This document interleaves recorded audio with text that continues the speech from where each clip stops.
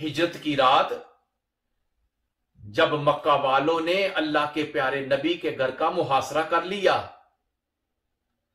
آج مکہ والوں کی تلواریں بے نیام ہیں، اللہ کے پیارے نبی کو ہجرت کرنے کا حکم مل گیا ہے۔ حضور نبی کریم صلی اللہ علیہ وآلہ وسلم کے پاس مکہ والوں کی امانتیں ہیں۔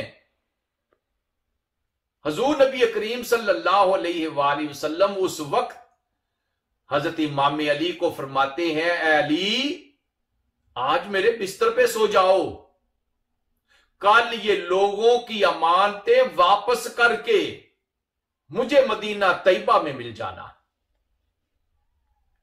حضرت امام علی بغیر کسی خوف اور ڈر کے اللہ کے نبی کے بستر پہ سو گئے۔ کسی نے پوچھا ہے علی کیا تجھے اس وقت ڈر نہیں لگا تھا؟